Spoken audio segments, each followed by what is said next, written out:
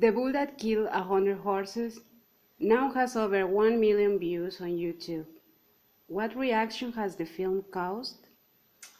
Well, I think the principal reaction the film has caused is shock.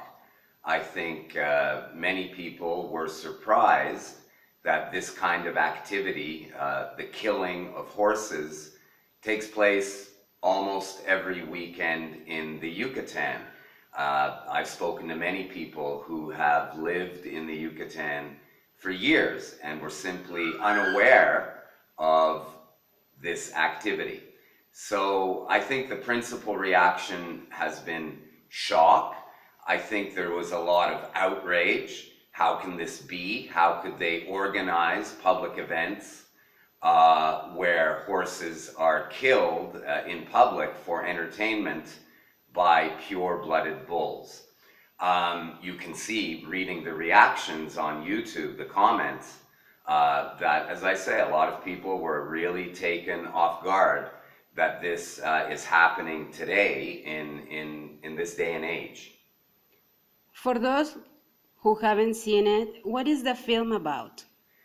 Well, the film basically tells the story of one particular pure-blooded bull whose name was El Sinaloense.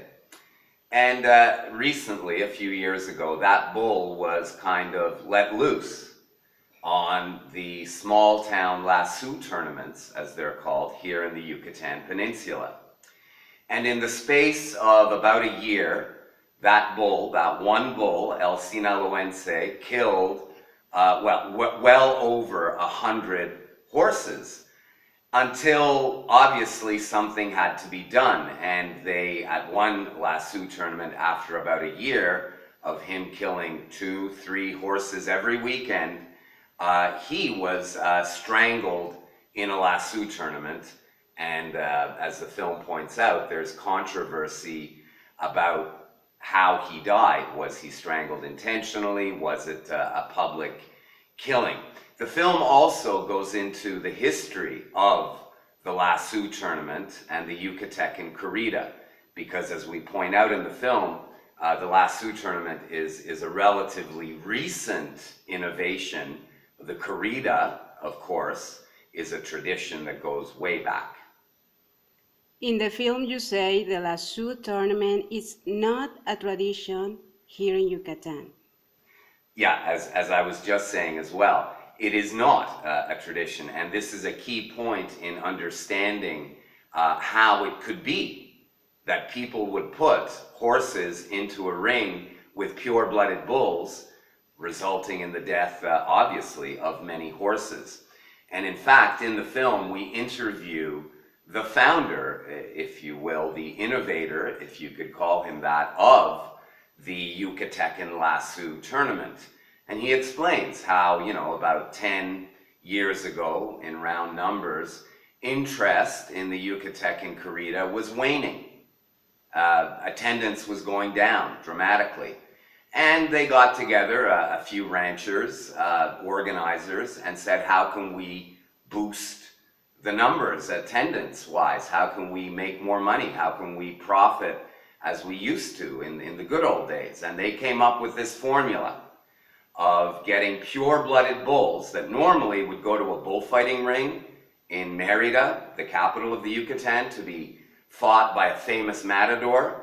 Well, instead, they got those pure-blooded bulls and invented this new style of competition called the lasso tournament, where people, cowboys, are awarded money for lassoing these highly, highly dangerous bulls.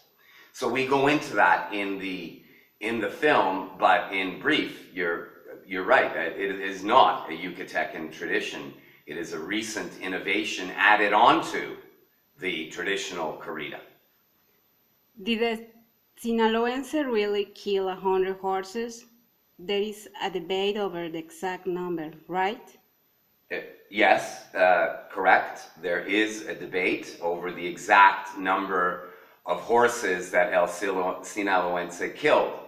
Let me just start by saying the number is probably well over 100. In the film, we interview the owner who says he started counting the number of horses formally after El Sinaloense had already killed maybe 20, 25 horses. The kind of formal count began. So the number is 100, well over 100, maybe 125. You're right, we'll never know the exact number. The owner will tell you and has his records that will show that after he started counting, it was over 100 horses. The second point I would make on this, and you can see again from some of the comments that you can read on YouTube, I say this: what difference does it make if it was 85, 100, 105 horses that the bull killed in a 12-month period? Does that make it okay that he killed? I've had people come up to me, and say, he only killed 80, 85 horses. Your documentary is a total exaggeration because he didn't kill 100 horses. Well, number one, he did. He killed over 100 horses. We chose that number for the title because it's a round number. Number one. Number two, as I repeat, what difference does it make? If he killed 80, does that justify it? Earlier, you mentioned a new law here in Yucatan against lasso tournaments. Is it working? Is the new law working? Not really. It was put in place, after the documentary drew attention to the activity that was going on with the killing of horses. Legislation was passed. It has reduced the number of lasso tournaments, which the legislation banned. The problem is that they simply changed the name. So now you don't see them advertising lasso tournaments. They call them Ranchers' Wars, or the War of the Ranches, something like that. It's the same activity. Horses are in the ring with pure-blooded bulls. The cowboys who lasso the most pure-blooded bulls in a day win the prize, a substantial cash prize. So the legislation, I think, has curbed and reduced and drawn attention to the activity, but not eliminated it by any means. On YouTube, many people have made really racist comments because of the film. How do you feel about that? Well, you're right. Many people have made extremely racist, offensive comments. People obviously that have animal rights at heart.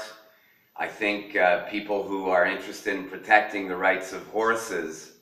But let me just say, as the director of the film, that I completely disavow these racist comments.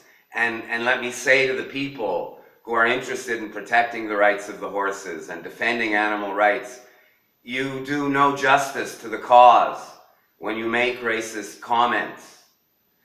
Not only do you lose all credibility yourself, but you stain the cause with these ridiculous, and I say again, offensive comments about the Mexican people. It is not about the Mexican people, okay? So let's stick to defending animal rights. I don't think there's any place in our society today for those kinds of racist, bigoted comments that I read. And again, these are people that supposedly would defend the rights of animals, but they make these kinds of comments. They lose all credibility. You have to wonder about their character, the people making these kinds of comments. So, please, as the director of the film, I say cut it out. Let's stick to the issue at hand, which is the rights of the horses, protecting them. Is production of the film finished? No, it is not. We continue to update, we continue to shoot, we continue to interview.